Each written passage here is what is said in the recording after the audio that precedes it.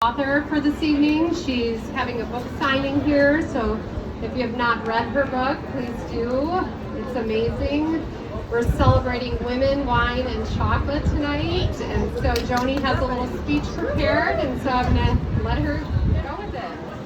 Thank you.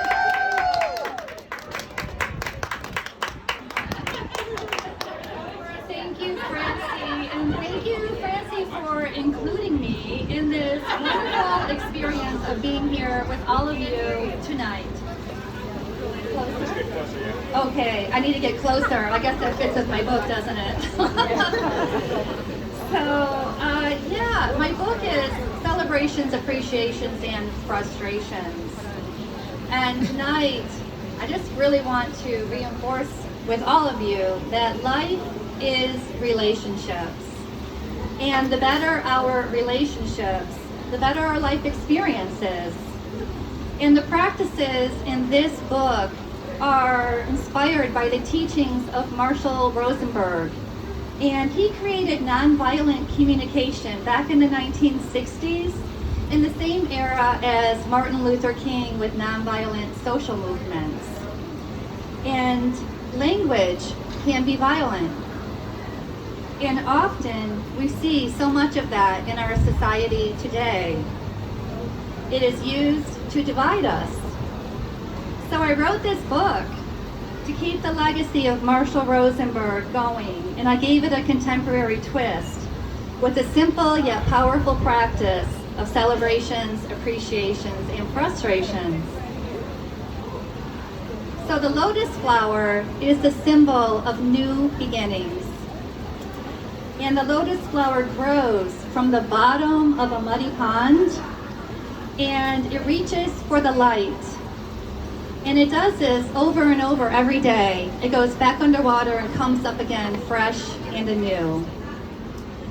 So as you can see on the cover, we have a closed lotus and we have an open lotus. And that represents also your heart center. The lotus is symbolic of our heart center. So we can move through the world with a closed heart or with an open heart. And I would like to inspire you tonight to check in with yourselves and notice when your heart is closed.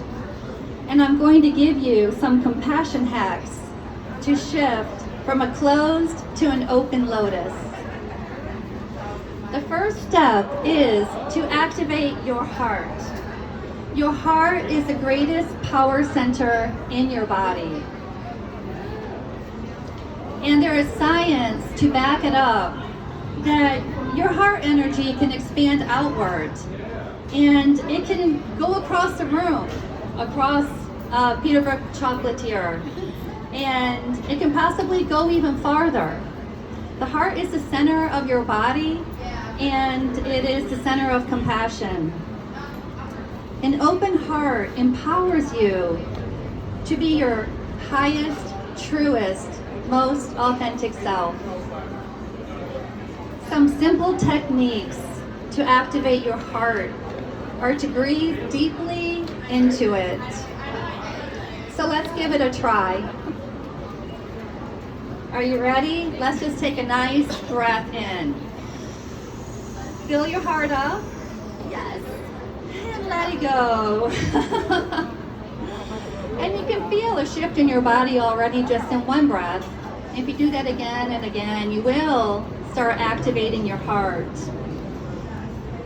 So some other ways to activate your heart are to do meditations and nature immersions.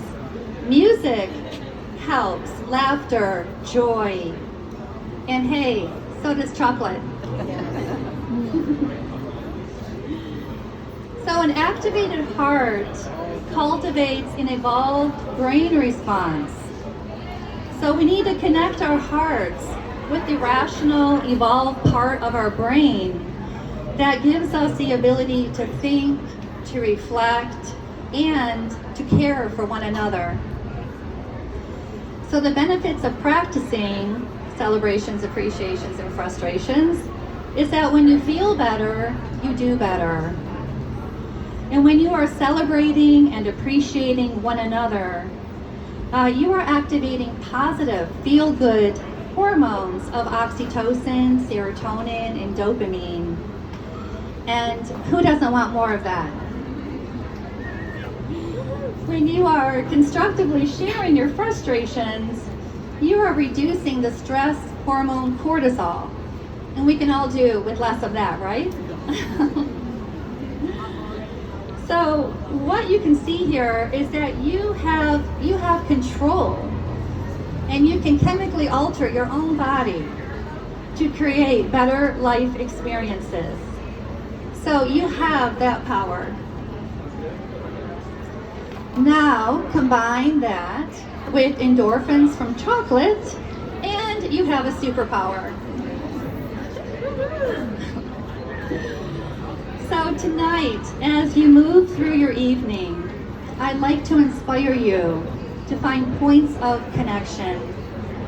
I'd like you to shift from the closed heart of right, wrong, blame, shame, and fear, the ways that divide us, and shift to an open heart of curiosity, understanding, and abundance, the ways that connect us. So try it and see how your relationships and your life change for the better. Thank you.